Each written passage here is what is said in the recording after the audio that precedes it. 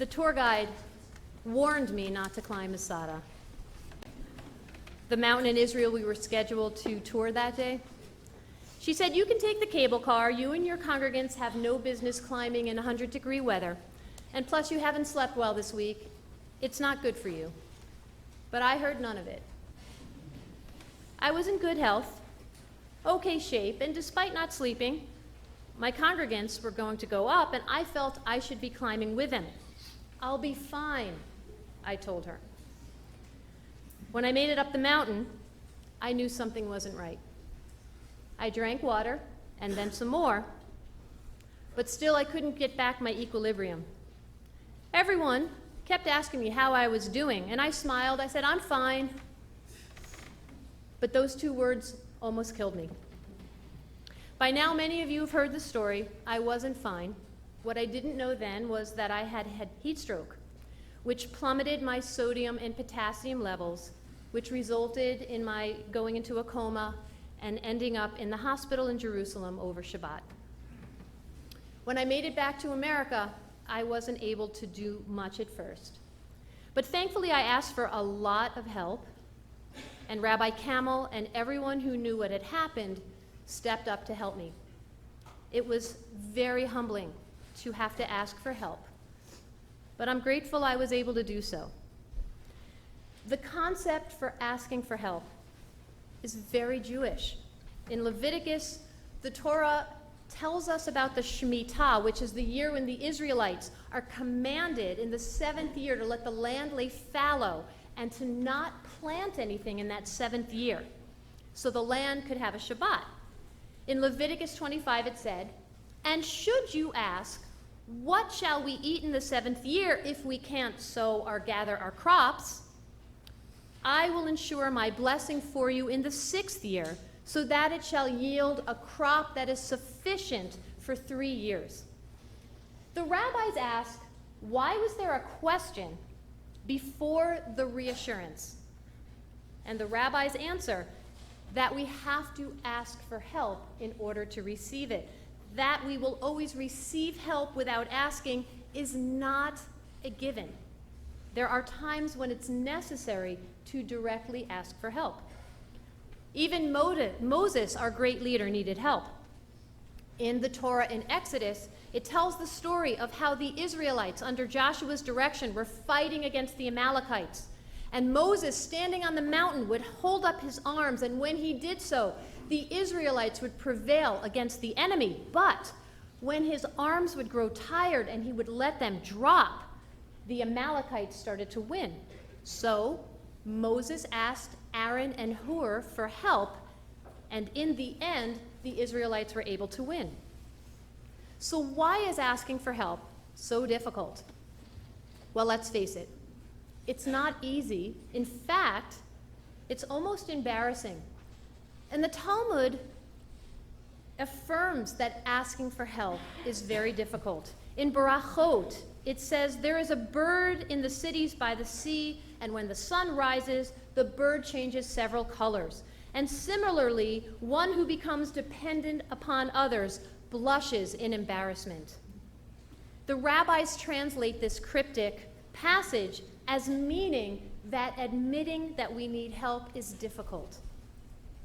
But we have to ask for help, because if we don't, we lose the opportunity to become stronger by the help we've received. For me personally, asking for help isn't something that is new.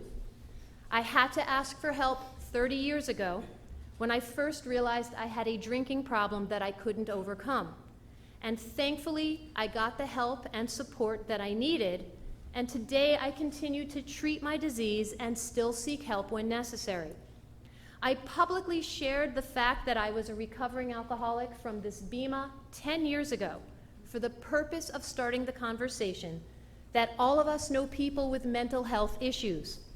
Shouldn't we as a community make asking for help easier? And by extension, shouldn't we be able to offer help and assistance to those who seek it? Well, I'm happy to report that since that sermon 10 years ago, we have grown as a community. We've named the elephant in the room and have started talking about mental illness as well as other issues that befall us and our families.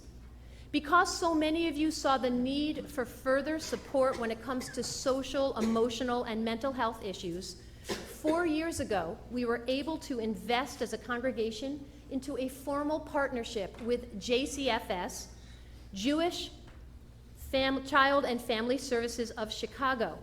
And we have a dedicated liaison here at Congregation at Chaim who can provide support and make referrals for people who need additional services.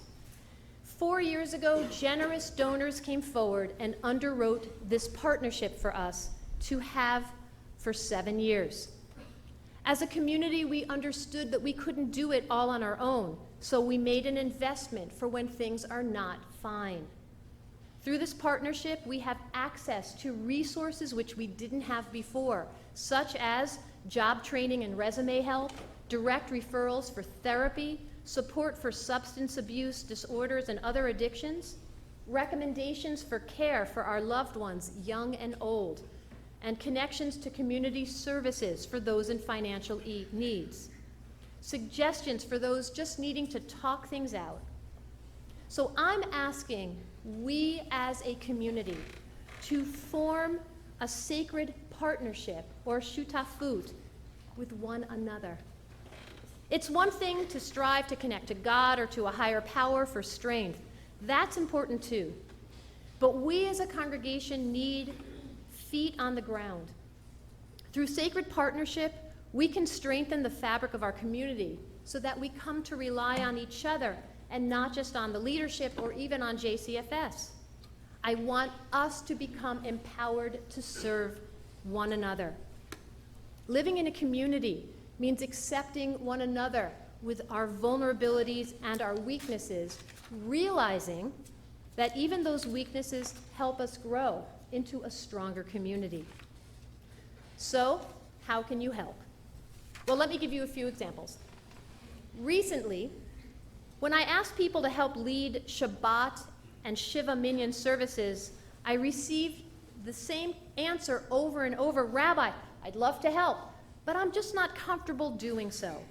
So I want to find partners who would like to be trained to feel more capable to lead a Shiva Minyan or Shabbat service. I mean, how many of you ever thought you'd want to be a rabbi, but you didn't want to go through 5 years of rabbinical school? This is your chance to have all the glory and none of the debt. I want to train people to become congregational leaders. We will be holding another leadership development class later this year, and I would love to know if I can count on you to be a shutaf or a partner in leadership. You can help shape the direction of the congregation and have an impact on a generation of Jewish people who need your vision. Please consider serving as a board member, a committee member, maybe a chair, or even just part of a task force. And if you want to learn more about congregational leadership, come to the biennial, which is being held in downtown Chicago this year in December. Generous scholarships are available for those who would care to be a part of the delegation of members who are going. We would love to have 60 delegates for each year of our congregation. I think we're up to 40, so that's 20 of you. Think about it. There will be over 5,000 lay leaders, congregational presidents, rabbis, cantors, and others who will come together to learn, eat, pray, and sing. And being a part of this event is truly a momentous experience. And we want anyone who desires to be there to be a part of it.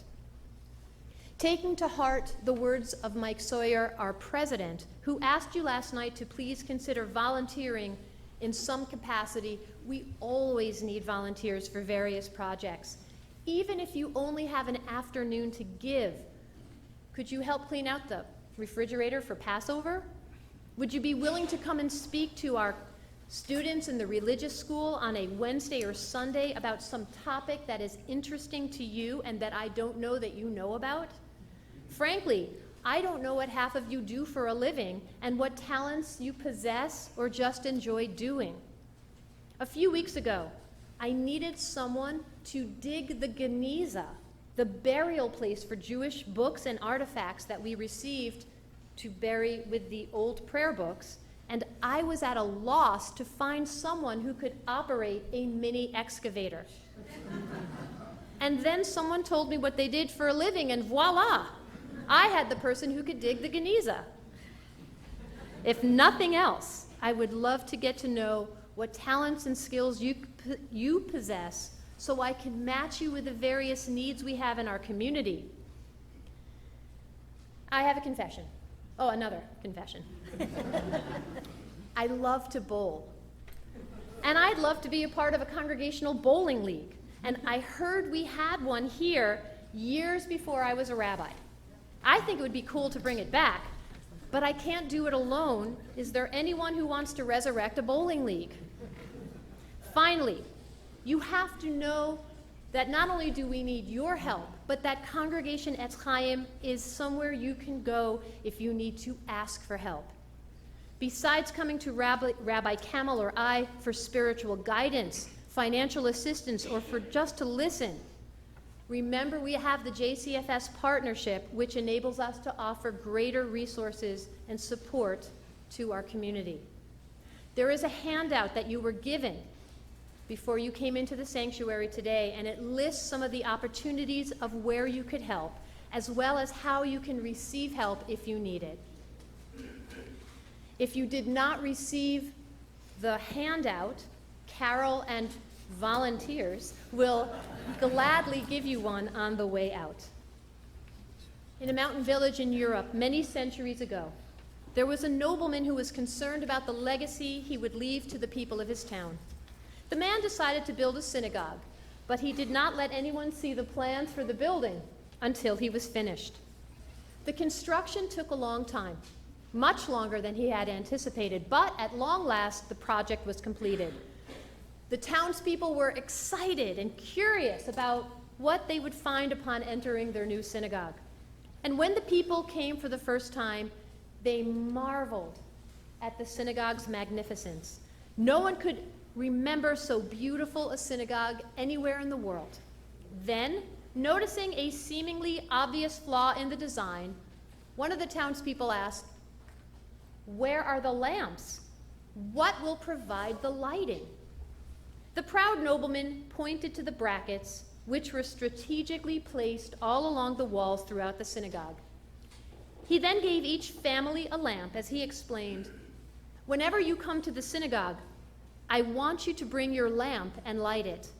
But each time you are not here," he said, "a part of the synagogue will be dark. This lamp will remind you that wherever you are absent, some part of God's house will be dark. Your community is relying upon your light. I need your help. This community needs your light. May we all use our talents and passions to become a part of our congregation more deeply and fully this year, and in this way, bring light and life to our synagogue. May this year be a year abundant in health, in body and spirit and soul, for you, for your loved ones, and for us all. Shana Tova.